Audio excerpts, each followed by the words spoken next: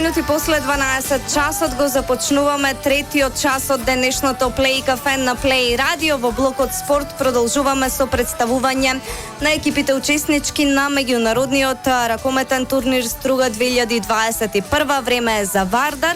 Двократен европски шампион, актуелен освојувач на Купот на Македонија, екипа која што е посебен бренд, а заедно со нас е нивниот лев бек Филип Талевски, кој што навистина си заслужува своја убава најава. Освен играч на Вардар, Талевски е и македонски репрезентативец, кој што меѓу другото беше дел од онаа позната златна генерација момци, кои што на светското првенство во Алжир во 2017 година го постигнаа најголемиот репрезентативен успех во кариерата.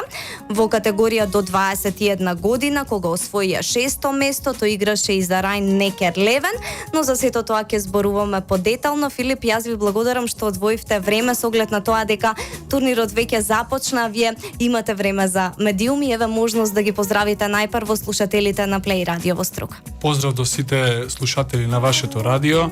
Благодарам за поканата и чест ми е да присуствувам на вашето радио. Така, и нас ни е чест што ве имаме денеска во студиото. Вие неодамна го продолживте договорот со Вардар. Претходно прострои информација во медиумите дека Металург сака да ве врати во своите редови, ако вие ни информиравте дека таква информација не дошла до вас. Исто така сосем е јасно дека не само љубителите на ракометот и тие што го следат ракометот, туку и сите знаат дека ве бара и Еврофарм Пелистер, па што ве мотивираше да одлучите да останете во Вардар? Точно така, таа информација излезе после тоа светско првенство во Египет, дека јас се враќам повторно во Металург, но таква информација до мене немаше стигнато ни од страна на мојот актуелен клуб Вардар, ни од страна на Металург, така да за тоа не можам ништо да кажам, поради тоа што ништо официјално не беше до мене. А до екипата од Битол Еврофарм точно така имав понуда, но искрено останав во Вардар затоа што овај дрес на Вардар е многу тежок да се носи и има своја тежина со тие освоени 2 европски титули, какви играчи поминале низ него, и за мене тоа е еден голем мотив, и тоа што председателот Михајло Михајловски го сака од мене и го очекува од мене, јас се сложив во тоа и мислам дека треба тоа да го дадам за овој дрес. Така. Не само за вистинските познавачи на ракометот, туку и за сите оние кои што и помалку следат ракомет, Вардар е бренд и секогаш очекувањата се многу големи, а со тоа и притисокот. Споменавте и сами дека е престиж секако да се носи тој дрес, па кажете ми кои ви се плановите и амбициите за следнава сезона, а на публиката ги знаеме. Вардар секогаш треба да победува во нивните очи. Точно така, и ние како спортисти секогаш сакаме да победуваме, но тоа е игра и тоа е топка, не можеш да знаеш дека во тој ден можеби среќата нема да биде на твоја страна, но наше е тоа да го одработиме максимално и на секој надпревар да се оди на победа.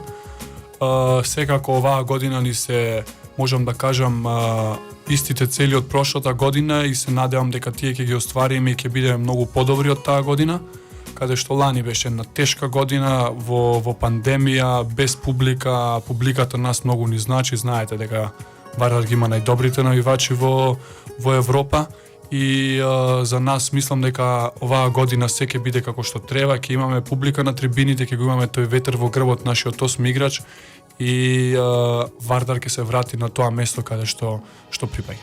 Така, сите се надеваме дека оваа пандемија конечно ќе биде зад нас, па ќе си го добиете и вие 8-миот играч, заради тоа што не само на ракометните надпревари, туку и на сите настани недостасува тој нормален живот, да речеме. Да позборуваме за самиот турнир, односно за причината зошто сте во Струга периодов. Минатата година очекувањата на публиката беа дека Вардар ќе ја понесе титулата победник, но Еврофарм Пелистер ја освои. Како ќе биде годинава, претендирате ли за победа? Па, како што кажа во претходното прашање, ние постојано одиме на победа. Прошлата година, се случи тоа изненадување, сепак и Еврофарм е квалитетна екипа и оваа година се појача, така да исто и ние имаме изменет состав од прошлата година, но тоа не менува ништо, одиме на победа и сакаме да го освоиме овај трофеј. Сепак е голема привилегија да се учествува на овај струшки турнир пошто е еден јубилеен и се одржува со традиција и со години, така да за нас во мислите е само победа. Так, да позборуваме лично за вашата кариера. Многу сте млад, а веќе може да се каже дека изодивте доста трнлив пат во кариерата. Најпрво бевте критикуван за трансферот од Металург во Рајн-Некер. Имавте недоразбирање и со навивачи, тоа јавно сте го кажале, а во едно интервју рековте дека се чувствувате како најомразена личност во ракометот во земјава. Рековте исто така дека имате потреба да докажете дека вредите, иако мислам дека сите знаат дека вредите, посебно оние кои што се ракометари, тренери и така натаму. Кажете ми што научивте од овој трнлив пат и кога се тргна во таква насока? Па, како да кажам, ајде од тоа заминување во Германија, каде што сите го оспоруваат тој трансфер, меѓутоа јас го донесов со јасна цел и за мене е едно големо искуство тоа. Можеби да, на почетокот не беше све како што треба и не добив тоа што требаше го добиам минутажа и да играм доста повеќе како што беше тоа во Металург. Но секој почеток е тежок, за мене тоа беше нов почеток, имав само 20 години каде што никој не направил таков трансфер од Македонија да отиде на 20 години во странство и во таква екипа. Многу научив од тоа што отидов таму, потоа имав една промена во Балинген една година и повторно се вратив назад. Не знам, тоа го кажа во тоа моје интервју дека некако поинаку ме гледаат мене, можеби очекуваат многу од мене, а јас тоа го знам и треба да ги оправдам тие очекувања на сите навивачи, меѓутоа тоа што го кажа во тоа интервју дека така ми делува, тоа го имам донесено во мојата глава и тоа што постојано на секој статии, на секој објави имам многу погребни коментари и за мене тоа е несфатливо. Меѓутоа нема да се навраќам на тоа, нова сезона, нови предизвици, ново докажување на секој надпревар, на секој тренинг, така да главата горе и одиме напред во тоа што ни е цел. Токму така, оваа приказна има и своја друга страна, заради тоа што ете вашето заминување во Германија на 20 години може да значи тоа дека вие, освен што сте борбени и имате цел, значи тоа дека стоите цврсто за своите одлуки, затоа што вие и денеска велите дека за тој трансфер не се каете. Точно така, имав и мешање на мојата фамилија за тој трансфер, дека татко ми се договарал со менаџер или нешто слично и јас тоа го демантирав и мислам дека никогаш не би дозволил некој да се меша, иако се моја фамилија, да се меша во мојата одлука за кариера. И мислам дека они треба само поддршка да ми дадат и тоа го прават на најдобар можен начин и моите родители, и мојата сопруга, сега и мојата керкичка, така да ја имам нивната поддршка максимално, стојат постојано зад мене, ја добивам поддршката и одлуките што ги носам, они само ги поддржуваат, а јас моето треба да го остварам на терен. Так, кога човек има поддршка од оние кои што најмногу ги сака и почитува, тогаш навистина ништо не е тешко. Ајде да се вратиме на она репрезентативна кариера. Кажете ми кои се очекувањата од Европското првенство во јануари, ако не е блиску, сепак тоа е следниот ангажман кој што го имате со репрезентација.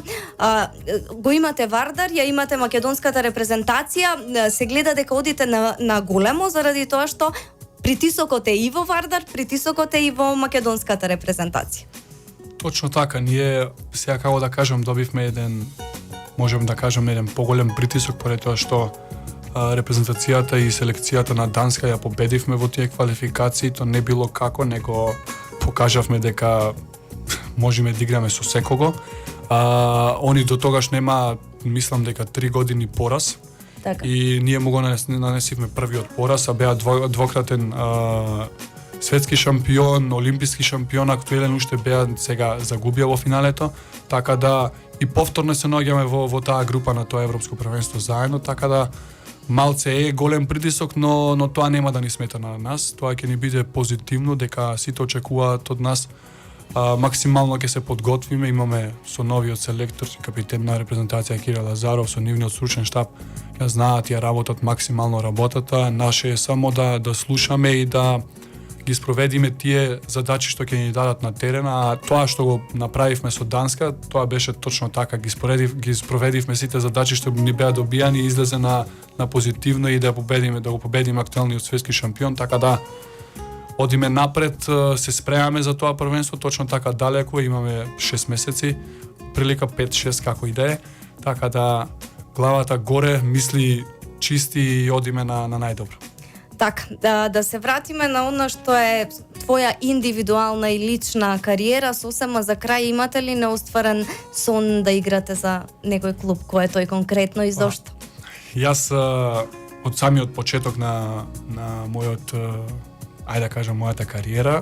Идол ми беше тренер сега што е на мојата екипа, Филип Хиха, и на Кил, така да тој ми е неостварен сон и работам за тоа еден ден да заиграм и да го облечам дресот на екипата на Кил.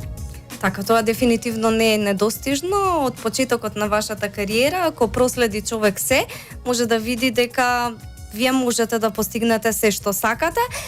Пред се ви посакувам успехи со Вардар и со македонската репрезентација, да си остварите се што е на ракометно ниво, но и на личен план, па верувам дека ќе имаме доста причини повторно да ни бидете гости. Фала ви многу за убавите честитки и се надевам дека ќе се видиме и ќе соработуваме повторно наредна година, зошто да не, дали со екипата на Вардар или можеби со некоја друга екипа, така да се надевам се гледаме повторно и стварно пријатно се чувствував и поздрав уште еднаш до вашите гледачи. Слушачи, пардон. Так, ви благодарам, ова беше Филип Талевски, лев бек на ракометниот клуб Вардар. Сега продолжуваме понатаму со супер музика, се дружиме се до 14 часот. Останете со нас, ова е Play Cafe на Play FM. Pull up skirt on your body, performing just like my Rari. You're too fine, need a ticket. I bet you taste expensive. Pouring up about a liter. If you keeping up, you should keep it. Tequila and vodka, girl, you might be a problem. Run away.